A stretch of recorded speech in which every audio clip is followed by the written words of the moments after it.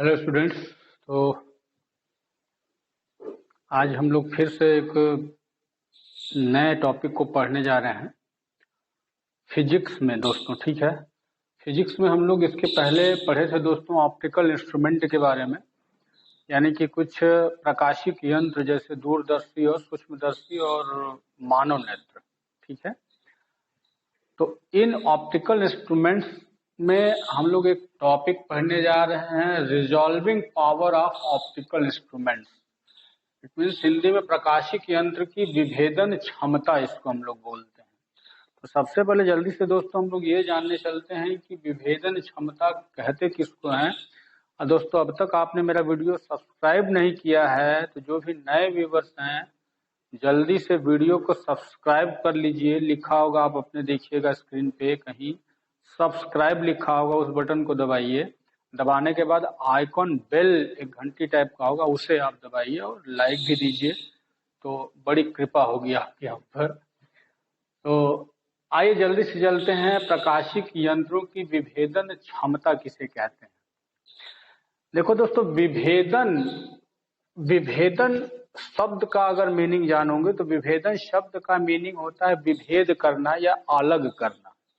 ठीक है, विभेदन मीन्स की भेद करना यानी अलग करना उसको, और क्षमता उसकी कैपेबिलिटी से है। ठीक है, तो किसी प्रकाशिक यंत्र की विभेदन क्षमता का तात्पर्य अभी हम समझने जा रहे हैं कि विभेदन क्षमता कहते किसको है।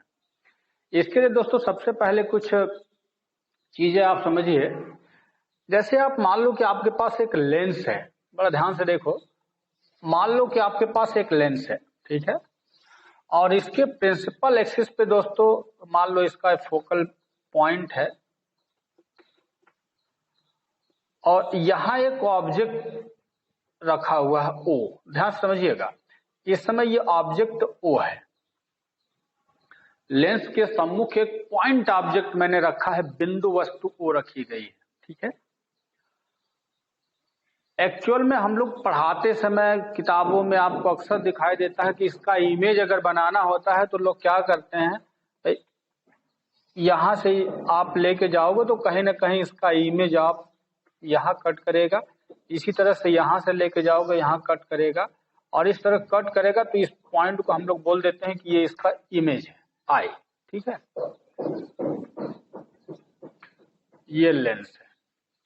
तो इस पॉइंट ऑब्जेक्ट वस्तु O का प्रतिबिंब बन रहा है बिंदु I पर। ये केवल पढ़ने पढ़ाने की बातें हैं, थ्योरेटिकल बातें हैं, लेकिन दोस्तों प्रैक्टिकल थ्योरी में ये होता है, प्रैक्टिकल बात में, कि जब कोई पॉइंट ऑब्जेक्ट हो, एकदम बिंदु वस्तु, बिंदु का प्रतिबिंब अगर इस लेंस को बनाना होगा तो ये लेंस इस बिंदु का प्रतिबिंब बिल्कुल शार्प एकदम माइनस फॉर्म में नहीं बनाता। ये यानी कि बिल्कुल पॉइंट ऑब्जेक्ट का इमेज भी पॉइंट ऑब्जेक्ट ही हो, बिल्कुल शार्प पॉइंट ऐसा नहीं पाया जाता। एक्चुअल में ऐसा नहीं होता। तो वहां होता क्या है कि एक्चुअल में देखो दोस्तों कि प्रैक्टिकली इस पॉइंट ऑब्जेक्ट का जो इमेज यहां फॉर्म होता है वो एक बिंदु वस्तु यानी कि एक पॉइंट ऑब्जेक्ट इमेज न बन करके ये इस टाइप का थोड़ा डिस्क यानी कि ये धुंधला आपको दिखेगा, ये इस टाइप का दिखने लगेगा। एक्चुअल में इस बिंदु का इमेज जो दिखेगा आपको ऐसे डिस्क टाइप का दिखेगा, और ये इसमें धुंधला धुंधला ये फैल जाता है। दोस्तों आप जानते हो इसको हम लोग बोलते हैं डिफ्रैक्शन फॉर्म, या हिंदी में इसको विवर्तन रूप कहा जाता है। ये जो आपको इमेज दिख रहा है इसको विवर्तन रूप या डिफ्रैक्शन फॉर्म कहते हैं। डिफ्रैक्शन फॉर्म दोस्तों ये तरंग रूप में आप पढ़ोगे, जब आप वेव ऑप्टिक्स में आप आगे बढ़ोगे, इस चैप्टर के बाद ही हम लोग वेव ऑप्टिक्स में पढ़ने वाले हैं, तो उसमें हम लोग पढ़ेंगे इसके बारे में। इसलिए अभी ये होता क्या है एक्चुअल में, इसका डिटेल अभी न जान करके हम नेक्स्ट वीडियोज में जानेंगे, क्योंकि इसको समझाने के लिए फिर अलग से पूरा हमको टॉपिक डिस्कस करना पड़ेगा। लेकिन फिलहाल डिफ्रैक्शन या विवर्तन रूप इसको बोला जाता है कि पॉइंट ऑब्जेक्ट का इमेज यहाँ पॉइंट ऑब्जेक्ट न मिल करके हमको धुंधला डिस्क टाइप का मिल जाता है, तो इसको हम विवर्तन रूप या डिफ्रैक्शन फॉर्म बोलते हैं। ठीक है, अच्छा, अब आप ये उम्मीद करो कि अगर इसी पॉइंट के पास ही एक दूसरा पॉइंट मैं यहां रख दिया हूं, ये ऑब्जेक्ट 1 है, ये ऑब्जेक्ट 2 है, सपोज दैट। अच्छा, अब इसी तरह से इसका भी इमेज अगर हम बनाना चाहें, देखिएगा ध्यान से, तो इससे चलने वाले रेज को हम लेके चलते हैं आगे, और इसका इमेज जहां भी बनेगा, जैसे मान लेते हैं कि यहां इमेज फॉर्म हो गया दोस्तों, यहां इमेज बन गया, ठीक है। तो अब फिर से आप सोचो कि इस पॉइंट ऑब्जेक्ट का इमेज भी तो कुछ ऐसा ही बनेगा ना। अच्छा, इसका भी इमेज अगर बनेगा तो ये कुछ हम इस टाइप से ऐसे ले लेते हैं,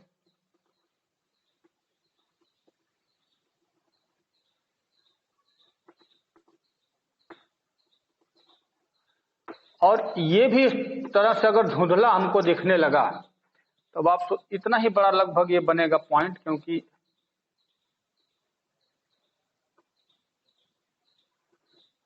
ये इस तरह से, ठीक है, ये इस तरह से इसका ऑब्जेक्ट दोस्तों, इसको हम I2 मान ले, ये I1 है। अच्छा, अब आपको ये समझना पड़ेगा, देखिएगा अब यहीं पे बात समझ में आएगी कि हम लोग विभेदन क्षमता या रिजॉल्विंग पावर एक्चुअल में क्या होता है, क्या हम बोलते हैं। अच्छा, अब आप ये सोचो, ये दोनों ऑब्जेक्ट इतनी दूरी पर रखे गए हैं, तो इसका इमेज जो बन रहा है, इसका इमेज का कुछ भाग इसमें घुस गया, इसका कुछ भाग इसमें घुस गया, इसको हम दोस्तों बोलते हैं ओवरलैपिंग, इसको ओवरलैपिंग कहा जाता है, ठीक है। यानी एक दूसरे पर ओवरलैप्ड है, चढ़ा हुआ है, कौन साइड है। तो आप ये सोचो कि अगर ये पॉइंट ऑब्जेक्ट इतने दूरी पर हैं, तो इसका इमेज देखने में आपको दिक्कत होगी ना, क्योंकि इसका पूरा इमेज कुछ इस पे चढ़ा हुआ है। लेकिन बाय द वे आप ये सोच लो कि अगर ये पॉइंट इतना दूर ना होकर के और करीब ये पॉइंट होता, तो आपको समझना चाहिए कि अब इस पॉइंट ऑब्जेक्ट का इमेज इसके बीच में अगर घुस गया, तो इस गोले घेरे के अंदर ही आ गया, तो अब आपको बताओ कि इसका इन दोनों का इमेज अलग अलग दिखेगा क्या? नहीं दिखेगा। इसका मतलब यह हुआ कि दो बहुत पास रखी वस्तु अगर है, तो उसका इमेज जो बनता है वो अलग अलग न बन करके एक पे ओवरलैप कर जाए, जिससे हमको उसका इमेज देखने में परेशानी हो, प्रॉब्लम होगी। इसलिए हम उसका इमेज अलग अलग करके नहीं देख सकते। यानी कि ये लेंस का एक प्रकार का ऐसा दोष है, जिसे आप यानी कि जो भी इसमें डिमेरिट्स है लेंस को बनाने में, ढालने में जो भी प्रॉब्लम क्रिएट होती है, उसके कारण ऐसा होता है। तो दोस्तों अब देखो, अब अगर लेंस के पास ऐसा क्षमता, ऐसा पावर हो, लेंस की ये खासियत है कि जब कोई लेंस बहुत पास पास रखी दो वस्तुओं का प्रतिबिंब अलग अलग स्पष्ट हमें दिखा सके, तो हम बोलते हैं कि यह है उस प्रकाशिक यंत्र की विभेदन क्षमता, resolving power of that optical instrument. बात समझ में आई होगी? फिर से समझिए कि पास जब कोई, ये मैंने लेंस लिया लेकिन इसको आप ऑप्टिकल इंस्ट्रूमेंट मान लो, कोई प्रकाशिक यंत्र है, जैसे दूरदर्शी, सूक्ष्मदर्शी, हमारा नेत्र भी प्रकाशिक यंत्र है। तो अगर इस ऑब्जेक्ट का इमेज हम इसी प्रकार से ऐसे समझ लो, कि और एग्जांपल देखो, जैसे अभी एक उंगली में यहाँ पे रखा हूं, तो इसका इमेज आप देख सकते हो। मैं ऐसे पास पास दो उंगलियों को ऐसे रख दूं, तो दोस्तों आप जानते हो कि इसका इमेज हमारी आंखें इसको अलग करके देख सकती है, ठीक है। अच्छा, अब अगर और दूर लेके जाओगे, ठीक है, कहोगे अभी भी देख सकते हैं, थोड़ा और दूर लेके जाओ, और दूर लेके जाओ, और दूर लेके जाओ, तो एक समय ऐसा आएगा कि अब आपको ये दोनों अलग अलग न दिख करके लगेगा एक ही दिख रहा है। क्यों? क्योंकि हमारे आंख का जो रिजॉल्विंग लिमिट है वो बहुत ही कम रह गया, रिजॉल्विंग लिमिट बहुत ज्यादा हो गया, उसको अलग करके नहीं दिखा सकता ये, ठीक है। तो हमारे आंखों की भी एक सीमा, इसी बात को हम लोग बोलते हैं कि अब हमारे आंख की विभेदन क्षमता चाहिए, तो हम कह सकते हैं कि मतलब कि कितनी दूरी पर रखी वस्तु को हम इसको विभेदक करके स्पष्ट देख सकते हैं, वही हमारे आंख की विभेदन क्षमता होगी। लेकिन इसको डेफिनेशन नहीं, मैं केवल इसका एक पहलू समझा रहा हूं, अभी डेफिनेशन नहीं, ध्यान रखिएगा। क्योंकि एक्चुअल में ये डिपेंड करता है दोस्तों कि इसके बीच में ये जो गैप है ना, ये कितना हमारे आंख पर एंगल फॉर्म करे। जैसे सपोज करो कि अगर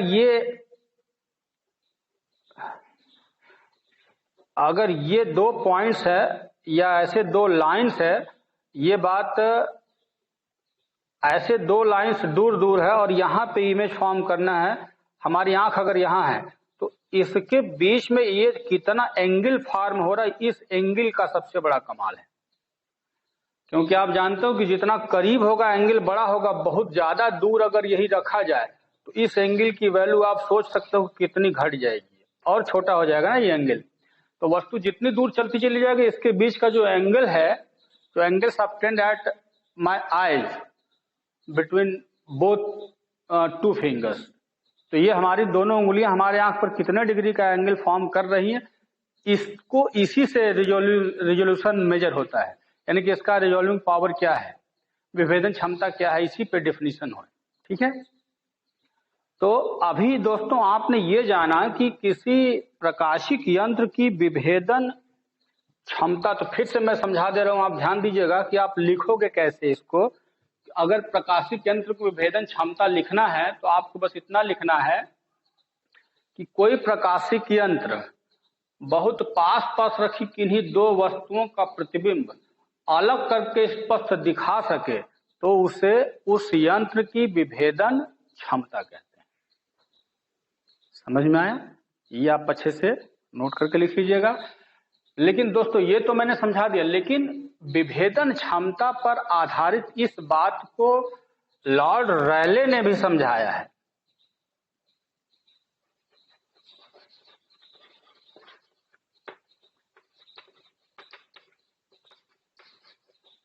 इसको रैले क्राइटेरिया के नाम से भी जाना जाता है। इसी बात को रैले ने थोड़ा और डीप समझाया और यही एक प्रकार से पूरा इंटरनेशनल अडॉप्टेशन है, इंटरनेशनली इसी को मान्यता दी गई है। उन्होंने इसी बात को बताया, जैसे मैंने उंगली की बात बताई, उन्होंने ये कहा कि सेम इंटेंसिटी की अगर कोई दो पैटर्न लाइन है, जैसे स्पेक्ट्रल लाइन बोलते हैं, क्योंकि भाई स्पेक्ट्रल लाइन जैसे मैंने बताया था विबग्यो और ऐसे इस टाइप से होता है ना, ये सब स्पेक्ट्रल लाइन्स है, ये सारे स्पेक्ट्रल लाइन्स है। तो उन्होंने ये कहा था कि अगर कोई दो स्पेक्ट्रल लाइन्स हैं, सुनिएगा ध्यान से, कोई दो स्पेक्ट्रल लाइन्स है और इन दोनों की इंटेंसिटी सेम है, यानी कि तीव्रता दोनों की एक जैसी है,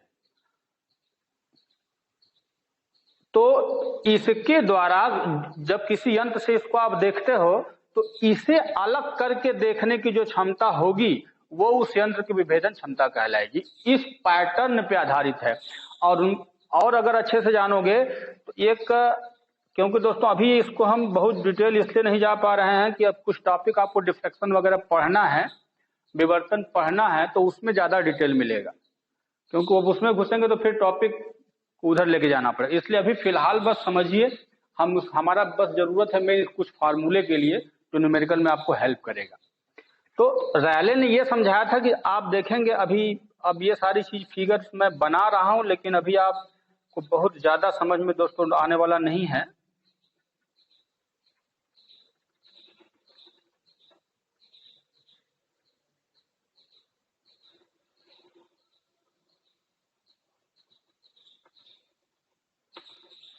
ये दोस्तों आप जो देख रहे हो ना, इसको हम लोग प्रिंसिपल मैक्सिमम बोलते हैं, प्रिंसिपल मैक्सिमम। यानी कि इसी का पैटर्न एक्चुअल में क्या होता है कि जब पास पास रखिए दो पैटर्न लाइंस हैं तो इनको जब देखा जाता है किसी ऑप्टिकल इंस्ट्रूमेंट से, तो ये इसका प्रिंसिपल मैक्सिमम इसके लिए होगा, तो इसके लिए प्रिंसिपल मैक्सिमम इसका होगा, और देखोगे ये इतना हिस्सा ओवरलैप कर रहा है, तो ओवरलैप करने के कारण ही ये हमें स्पष्ट दिखाई नहीं पड़ेगा।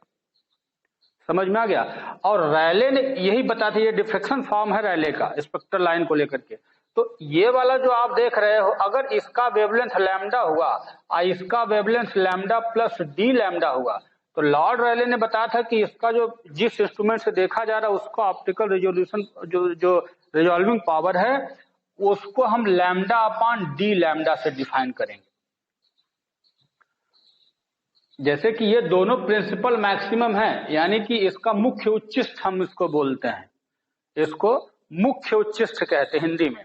तो ये दोनों मुख्य उच्चिष्ट है इस स्पेक्ट्रल फॉर्म का। ठीक है, स्पेक्ट्रल फॉर्म समझ में आ रहा है। स्पेक्ट्रम किसको बोलते हो? विबग्योर जैसे बताया था वैसे स्पेक्ट्रम, जैसे कि अलग अलग वेवलेंथ की जो लाइंस हमको मिलते हैं उसको हम स्पेक्ट्रल फॉर्म बोलते हैं। तो उसको देखते समय वो ऑप्टिकल इंस्ट्रूमेंट या वो यंत्र कितना विभेद करके दिखा सकता है, तो उसको हम उसकी विभेदन क्षमता बोलेंगे। लेकिन उसको डिफाइन करने के लिए रेले ने बताया ये अगर इसका वेवलेंथ है और दूसरे लाइन का wavelength lambda plus D lambda है, तो एक्चुअल में इसका जो रिजोल्यूशन पावर होगा वो लैम्डा बाय डी लैम्डा से डिफाइन होगा। ये लॉर्ड रेले का मत है। समझ में आया दोस्तों? तो ये लॉर्ड रेले ने समझा दिया। एक्चुअल में फिर से मेरी बात समझ लीजिएगा, पहले रिजॉल्विंग पावर यानी आप जो विभेदन क्षमता है, विभेदन क्षमता का डेफिनेशन मैं बता चुका हूं कि पास पास रखी किन्हीं दो वस्तुओं का प्रतिबिंब कोई प्रकाशिक यंत्र अलग अलग करके स्पष्ट दिखा सके तो वह उसकी विभेदन क्षमता कहलाती है। और उसके बाद लॉर्ड रेले का जो मत था वो मैंने इसमें समझा दिया। समझ में आ गया होगा।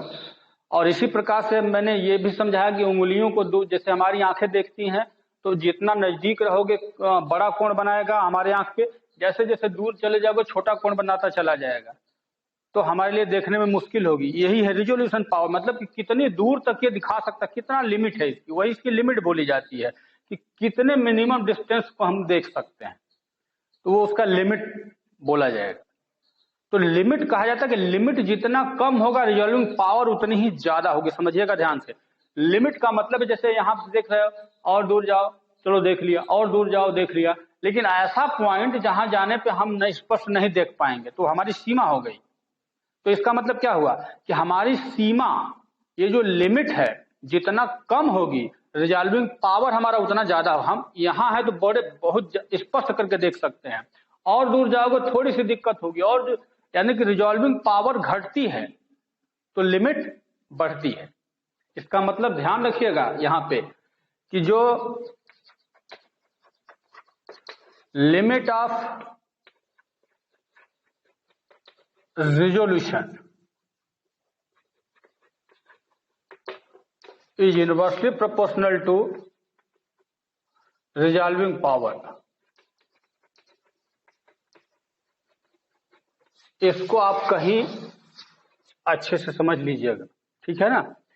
अभी हम बताएंगे इसको, लेकिन लिमिट ऑफ रिजोल्यूशन अभी दोस्तों नोट्स मत बनाइएगा। मैं बार बार बोलता हूं कि नोट्स पहले मत बनाइए, पहले वीडियो को बिल्कुल शांतिपूर्वक अच्छे से देख लीजिए पूरा एंड तक, ठीक है। फिर वीडियो को रीस्टार्ट करिए और अब दोबारा में कॉपी पेन लेके बैठिए, तब आपको समझ में आ गया कि कहाँ क्या लिखने के लिए सर बोले थे। दोनों बार अच्छे से समझते हुए देखिएगा वीडियो को, ठीक है।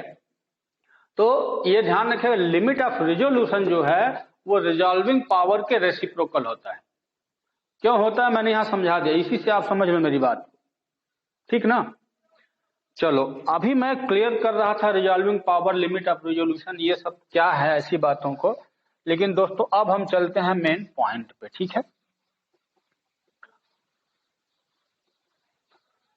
तो सबसे फर्स्ट हम दोस्तों चलते हैं, पहला में हम देखेंगे कि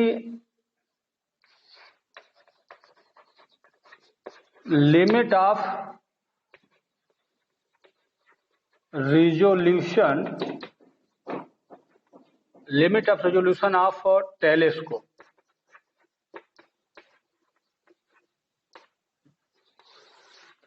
यानी कि हिंदी में क्या लिखोगे,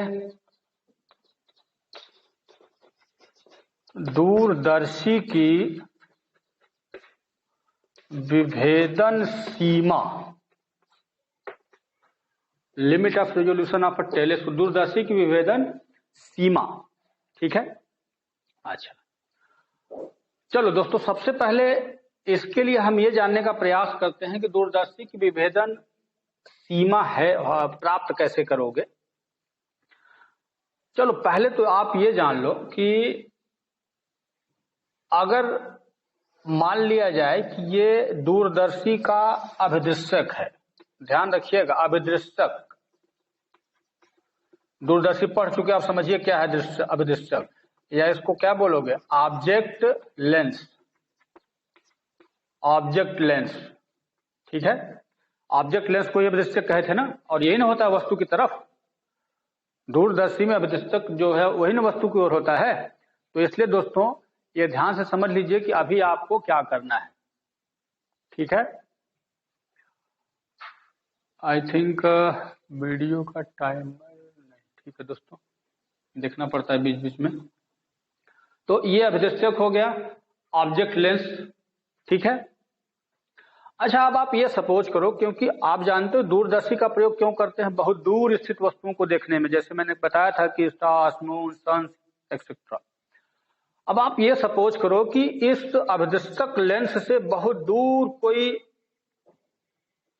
स्टार्स ही है सपोज करो, और उसको हम ओ मान लेते हैं, ऑब्जेक्ट ओ है, और इसका इमेज जो फॉर्म हो रहा है, इमेज अब कहीं भी, चलो हम मान लो कि यहां हम इसका इमेज फॉर्म कर लेते हैं, ठीक है। इस ऑब्जेक्ट का इमेज यहां फॉर्म हो रहा है, ध्यान दीजिएगा। अब इसका इमेज हम दोस्तों इसको मान लेते हैं, इसका जो ऑप्टिकल ये जो, क्योंकि बनेगा तो ऐसे डिस्क ही बनेगा ना, आपको मैं बता चुका हूं पहले ही। मान लो ये इस टाइप का बन गया, इसका इमेज यहां पे मैंने फॉर्म कर लिया, ठीक है। अच्छा अब एक और बात मेरी समझ लो यहां से, कि अगर ये ऑप्टिकल इंस्ट्रूमेंट का इमेज यहां फॉर्म हो रहा, सॉरी इस ऑब्जेक्ट यानी कि स्टार्स का इमेज यहां फॉर्म हुआ, तो अब आप ये ध्यान से देखोगे कि ये जो डिस्क बना हुआ है, यानी कि जो डिस्क यानी कि जो वृत्ताकार डिस्क आपको दिख रहा है, इसके टॉप से अगर मैं इसको मिला दूं, ध्यान समझिएगा दोस्तों, ये इसको अगर मैं मिला दूं, तो आप जानते हो इसको एंगल अगर थीटा हम मेजर करें, और ये जो अभिदृश्यक है यानी कि ऑब्जेक्ट लेंस है, उसका अपर्चर का डायमीटर d माना जाए, ठीक है। ये लेंस यल का अपर्चर का डायमीटर स्मॉल d हो, तो आप जानते हो ये जो एंगल आप देख रहे हो इसको हम क्या बोलते हैं, ये जो इमेज डिस्क बना हुआ है, इमेज डिस्क का ये सर्कुलर रेडियस बोला जाता है, इमेज डिस्क का सर्कुलर रेडियस, सर्कुलर रेडियस बोला जाता है इसको, फिर से सुनिएगा। और इसकी वैल्यू अगर आपको मेजर करनी है तो थीटा को आप लिख सकते हो 1.22 लैम्डा अपान डी। और अभी समझते रहिएगा, ये डी है क्या जरा जान लो। लैम्डा तो वेवलेंथ ऑफ लाइट है, कौन सी लाइट, जो स्टार से आ रही है उसी का वेवलेंथ है। और डी दोस्तों क्या है, diameter of aperture of lens, object lens कह लीजिए, हिंदी में स्टूडेंट सुन लेंगे। लैम्डा जो है इस प्रतिबिंब, ये जो प्रतिबिंब बना हुआ है उसका तरंग दैर्ध्य है। डी जो आप देख रहे हो अभिदृश्यक के द्वारक का व्यास है, अभिदृश्यक के द्वारक का व्यास, अभिदृश्यक यानी कि ऑब्जेक्ट लेंस का अपर्चर मतलब द्वारक होता है, डायमीटर मतलब व्यास, ठीक है। अभिदृश्यक के द्वारक का व्यास है ये, ठीक है। और थीटा जो आप देख रहे हो ये एंगुलर रेडियस है, ये angular radius of image, angular radius of image ये थीटा बन रहा है। तो इस थीटा की जो वैल्यू होती है दोस्तों वो 1.22 लैम्डा बाई डी द्वारा मेजर की जाती है। जहां पे 1.22 एक्चुअल में देखो होता क्या है कि ये हम ऐसे करते हैं, ये इसके डायरेक्टली प्रोपोर्शनल होता है, लेकिन इसी को हटा करके 1.22 मेजर किया गया है, तब ये लैम्डा बाई डी आता है। एक्चुअल में इसको ऐसे आप एक्सेप्ट कर सकते हो, ठीक है, इसको हटा लो, ये है। तो अभी आप समझ गए हो। अभी मैंने जो आपको समझाया ये थीटा एंगुलर रेडियस है, इस इमेज डिस्क जो बना उसका ये इतना हिस्सा, इसको रेडियस बोला गया है, ठीक। लेकिन अभी समझिएगा ध्यान से। अब आप एक और बात जानिए, बहुत दूर स्थित वो स्टार्स, एक स्टार्स अगर यहां भी होता, बहुत ध्यान से देखिएगा, अगर एक स्टार यहां भी ले लिया जाए और इसको दोस्तों मैं ओ डैश अगर बना दूं, ध्यान से देखिएगा, अगर एक स्टार पास पास दोनों है, बहुत दूर है लेकिन, और इसका काम हमें अलग करके दिखा सके, हम वही फॉर्म प्राप्त करने जा रहे हैं। तो अच्छा आप ये सोचो कि अगर इसका इमेज हमको बनाना हुआ,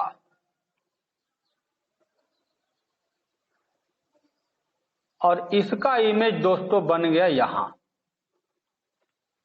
और इसका इमेज वहां बनेगा, तो फिर वही बात, पॉइंट इमेज बनेगा नहीं। तो इसको भी अगर हम ऐसे ही डिस्क फॉर्म में लेकर के आएंगे और इसको हम बोलेंगे दोस्तों आई डैश, ये बन गया आई डैश। और अब आप ये चेक करो कि यहां पे जो दिखाया गया दोस्तों, ओ का इमेज आई पे बना है, ओ डैश का इमेज आई डैश पे बना हुआ है, ठीक है। ये भी सर्कुलर डिस्क होगा, ये भी सर्कुलर डिस्क होगा, तो ये तय है कि ओवरलैप कर रहा है। हम जानने जा रहे हैं अभी लिमिट ऑफ रिजोल्यूशन दोस्तों, इसी को डिफाइन करने जा रहे हैं, लिमिट क्या है रिजोल्यूशन का।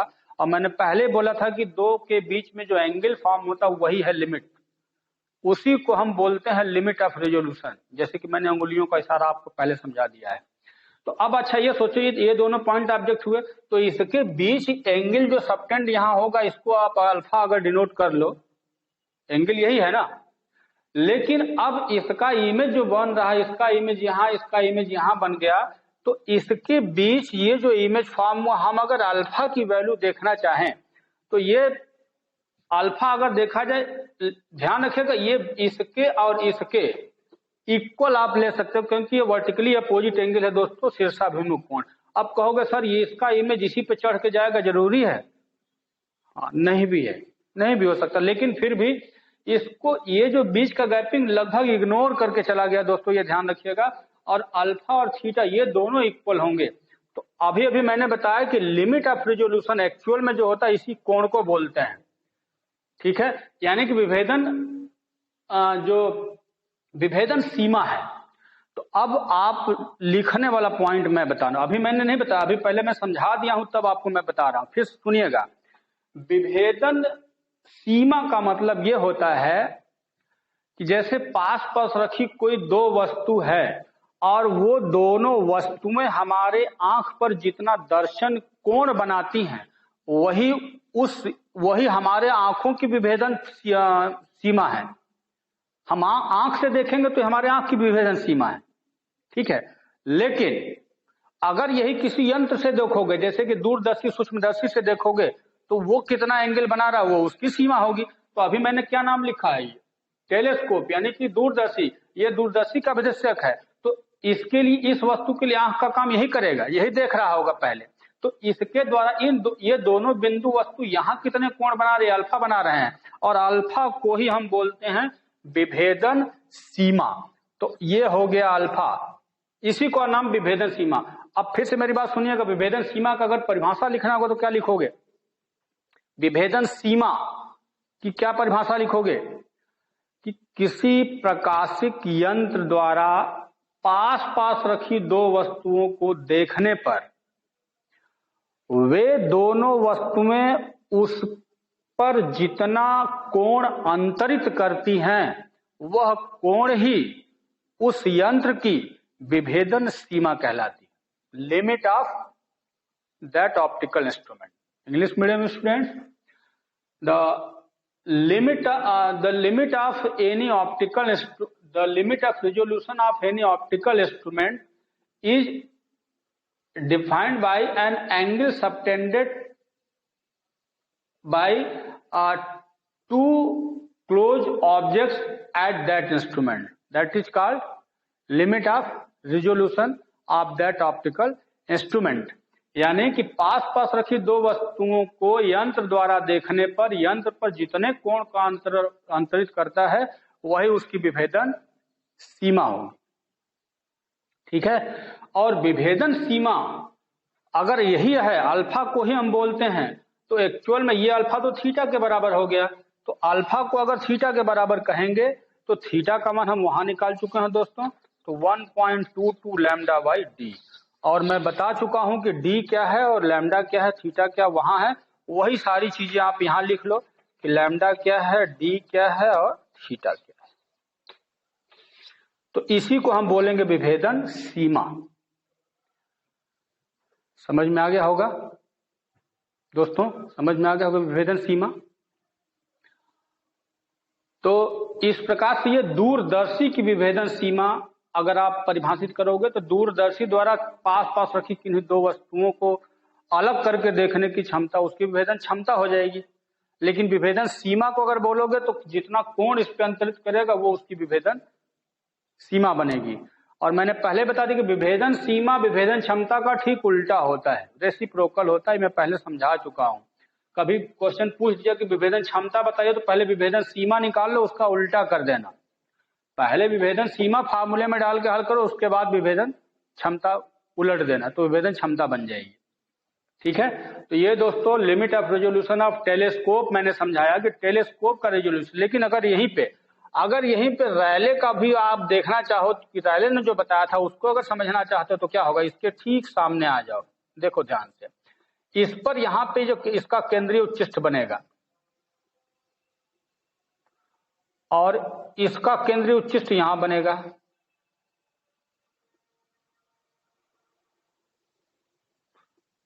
और बाकी यहां पे ये गौण उच्चिष्ट जिसको कहते हैं।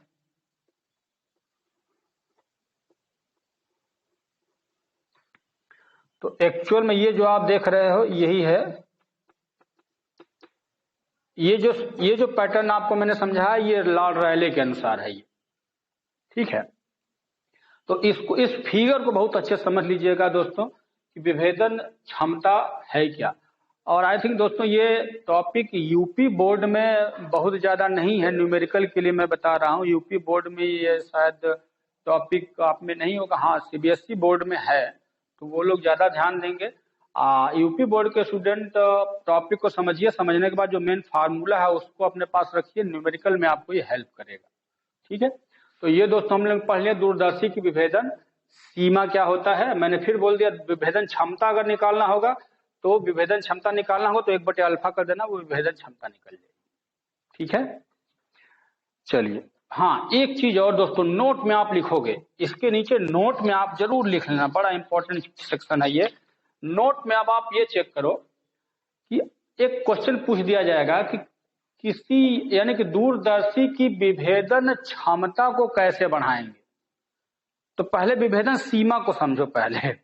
अच्छा ये देखो, विभेदन सीमा ये है ना अल्फा, तो इसका मतलब कि अगर अपर्चर डायमीटर मतलब कि जो द्वारक ये अभिदृश्यक है इसका द्वारक अगर व्यास बड़ा कर दिया जाए, इसको बड़ा करोगे तो ये अल्फा छोटा होगा, और अल्फा छोटा होगा तब विभेदन सीमा बड़ा होगा। यानी कि अब अगर विभेदन क्षमता की बात करोगे,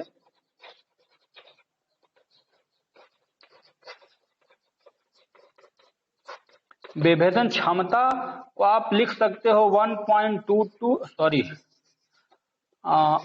d/1.22 लैम्डा, बल्कि आप ऐसे करो, ये विभेदन क्षमता होगी दोस्तों।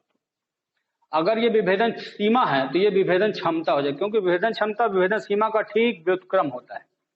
तो अब आप समझ सकते हो कि अगर विभेदन क्षमता को बड़ा करना है, विभेदन क्षमता को बड़ा करना है तो डायमीटर बड़ा होना चाहिए, और डायमीटर बड़ा होने का मतलब इसका द्वारक बड़ा होना चाहिए, और द्वारक बड़ा करने के लिए आपको बताया गया अभिदृश्यक लेंस को बड़ा होना चाहिए। कहा गया था कि बड़े फोकस दूरी और बड़े द्वारक का उत्तल लेंस लिया जाता है, दूरदर्शी में यही बताया गया था ना, आप पढ़िए उसको फिर से।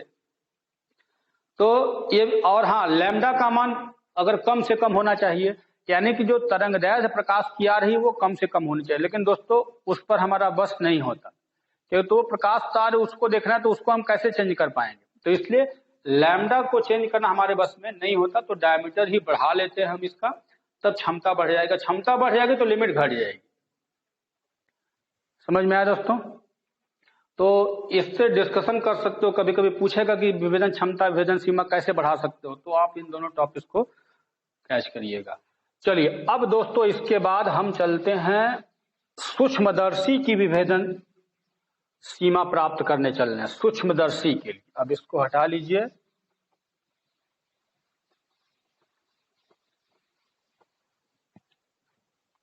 Limit of resolution of microscope या कंपाउंड माइक्रोस्कोप।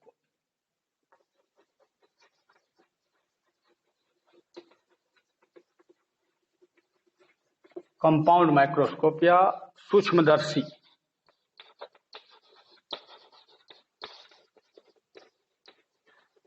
संयुक्त सूक्ष्मदर्शी की विभेदन सीमा। ठीक है, देखो संयुक्त सूक्ष्मदर्शी की विभेदन सीमा कैसे डिफाइन की गई, उसमें ये बताया। अब आप जानते हो कि संयुक्त सूक्ष्मदर्शी में क्या होता है कि हम एक छोटा, बहुत छोटे फोकस दूरी और छोटे द्वारक का उत्तर लेंस लेते हैं अभिदिशक के रूप में, याद है ना। अब ये ऑब्जेक्ट लेंस बन जाएगा, वस्तु की ओर जो होता है वो छोटे द्वारक छोटे फोकस दूरी का लेंस लिया जाता है सूक्ष्मदर्शी में, और इसके समक्ष बहुत पास एक ऑब्जेक्ट वस्तु एक ऑब्जेक्ट ओ रखा गया है। तो होता क्या है कि अगर इसको मैं बिल्कुल किनारे किनारे अगर मिला दूं, दोस्तों ध्यान दीजिएगा, बिल्कुल किनारे किनारे, और इसको मैं अल्फा कहूंगा तो ये भी अल्फा हो जाएगा। ठीक है, और लगभग मान लिया जाए कि इसके फोकस पे अगर, तो इसको अगर लगभग हम पैरेलल ऐसे ले लेते हैं, ध्यान समझिएगा, तो एक्चुअल में जो सूक्ष्मदर्शी का विभेदन सीमा प्राप्त किया जाता है,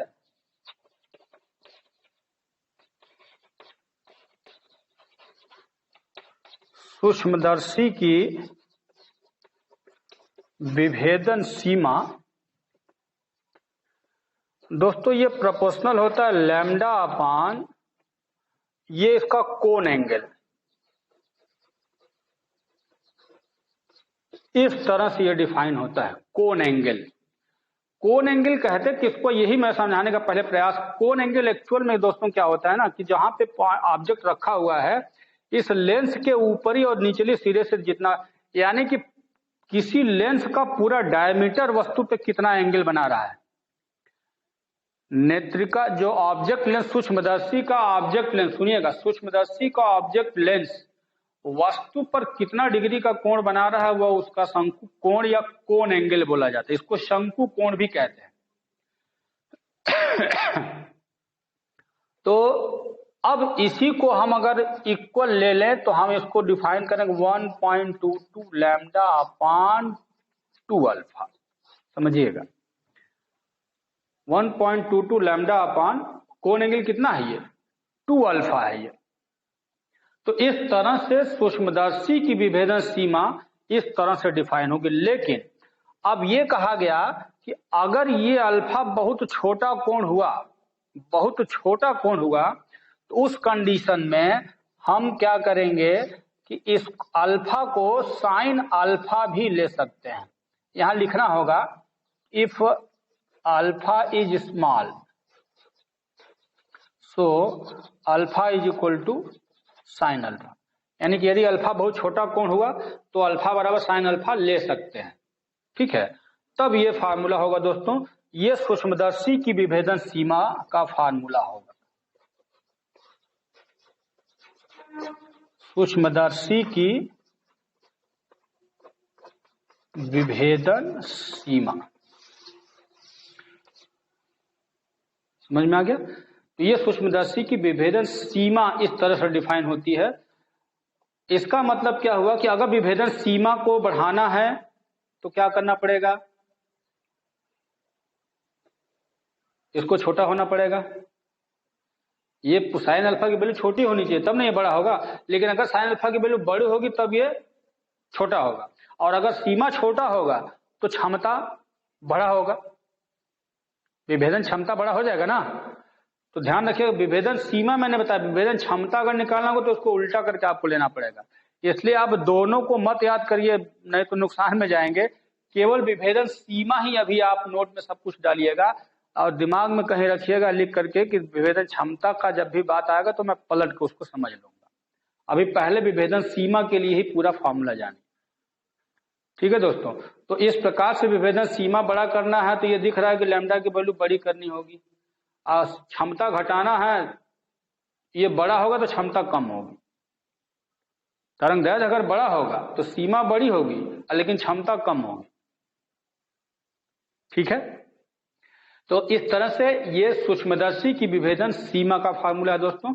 कभी कभी एक नोट में आप लिखिएगा दोस्तों, एक नोटेबल पॉइंट है, नोट वाला बात है, इसको ध्यान दीजिएगा। इसमें क्या है, इसमें यह बोलेगा कि अगर मान लीजिए ये ऑब्जेक्ट है और ये लेंस है, ठीक है, इसके बीच में कभी अगर कोई मीडियम डाल दिया जाए, कोई ऐसा मीडियम जिसका अपवर्तनांक यन है या म्यू है, इसका रिफ्रैक्टिव इंडेक्स यानी अपवर्तनांक, वस्तु और लेंस के बीच में यदि म्यू अपवर्तनांक का कोई पदार्थ रख दिया जाए और तब इसकी विभेदन सीमा जो होगी, फार्मूला उसका 1.22 लैम्डा अपान 2n into sine 2 mu into sine alpha, तो ऐसे डिनोट किया जाएगा। यहां दोस्तों लिख लीजिएगा दूरदर्शी सूक्ष्मदर्शी की विभेदन सीमा, तो सूक्ष्मदर्शी की विभेदन सीमा 1.22 लैम्डा अपान 2 म्यू साइन अल्फा।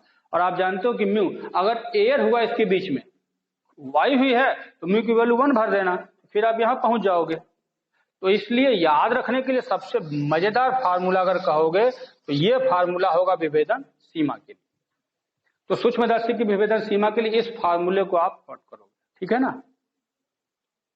आप इसको अगर कुछ नहीं हुआ तो एयर होगा, एयर होगा तो इसके लिए 1 रख देना, म्यू की वैल्यू 1 होती है, तो इस फार्मूले पे पहुंच जाओगे आप। ठीक है, और साइन अल्फा पूछोगे सर फार्मूले में, तो वो आपको दिया जाएगा, आपको निकालना होगा ये अल्फा कैसे निकलेगा। हो सकता है कि साइन अल्फा निकालना हो तो यहाँ से इसकी दूरी और इसका ये हाइट आपको दे दिया जाए कि इसका डायमीटर, इसका रेडियस कितना है, तो ये रेडियस अपान ये डिस्टेंस ऑब्जेक्ट है, तो साइन अल्फा की वैल्यू आप निकाल सकते हो जरूरत पड़ने पे। उसी के नीचे कहीं लिख लेना, इसके नीचे जहां साइन अल्फा की जो वैल्यू है, ये इसका जो रेडियस है, ये सपोज करो ये इसका रेडियस है, तो हम कह सकते हैं आर अपान ये यू, जो ऑब्जेक्ट की दूरी है, ये साइन अल्फा को ऐसे भी आप यहां से निकाल सकते हो। Sine alpha equal to r by u द्वारा भी इसमें सब्स्टिट्यूशन से निकाला जा सकता है। ठीक है, तो जो भी छोटी छोटी बातें होगी आप फार्मूले पे अगर गौर करोगे तो निकाल सकते हो कैसे निकलेगा ये। इसलिए कहा गया कि इस टॉपिक को बहुत ही बारीकी से आपको स्टडी करना पड़ेगा, तभी समझ पाओगे, अदरवाइज दिक्कत होगी। तो दोस्तों ये मैंने आपको समझा दिया कि सूक्ष्मदर्शी की विभेदन सीमा और विभेदन क्षमता के बारे में। और दोस्तों इसके बाद एक और छोटा सा टॉपिक आपको मिलता है इलेक्ट्रॉन सूक्ष्मदर्शी के बारे में, जरा वो भी जान लेते हैं।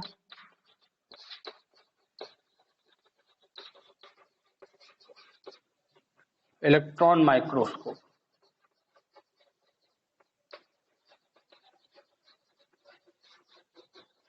इलेक्ट्रॉन माइक्रोस्कोप दोस्तों है क्या एक्चुअल में, पहले जान लो।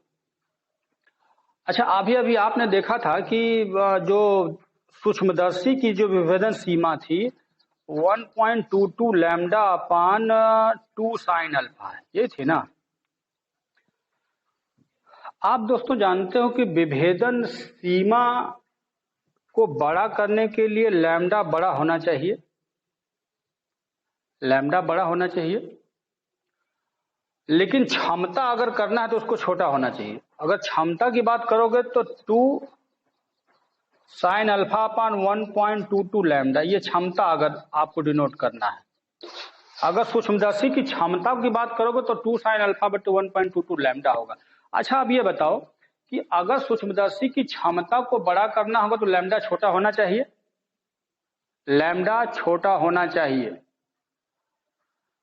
लेकिन मैंने पहले बोल दिया कि लैम्डा हमारे बस में नहीं होता, लेकिन इलेक्ट्रॉन सूक्ष्मदर्शी ही एक ऐसा यंत्र है कि ध्यान रखिएगा, यही एक ऐसा यंत्र है जिसकी सहायता से लैम्डा को भी कब्जे में किया गया, लैम्डा को भी बदला जा सकता है। कैसे? तो इसके लिए वेव थियरी आप पढ़ेंगे दोस्तों जब तरंग प्रकाशिकी आगे चैप्टर में है, तो लैम्डा की वैल्यू h/m भी से निकाला जा सकता है। लैम्डा की वैल्यू h/m भी एक फार्मूला है। ये जो आप देख रहे हो डिब्रोगली तरंगदैर्घ्य का फार्मूला बोला जाता है इसको, de Broglie wavelength of speeded particle having speed, velocity v है, मास m है, h यहाँ प्लांक कांस्टेंट है। अगर h प्लांक कांस्टेंट है, m मास है, v वेलोसिटी है, तो उसका तरंगदैर्घ्य लैम्डा इस फार्मूले से निकाला जा सकता है। तो इसका मतलब कि अगर वेलोसिटी बढ़ा दी जाए तो लैम्डा घट जाएगा, और लैम्डा घट गया तो क्षमता बढ़ जाएगी। समझिएगा, जरा कनेक्शन समझिएगा यहाँ पे।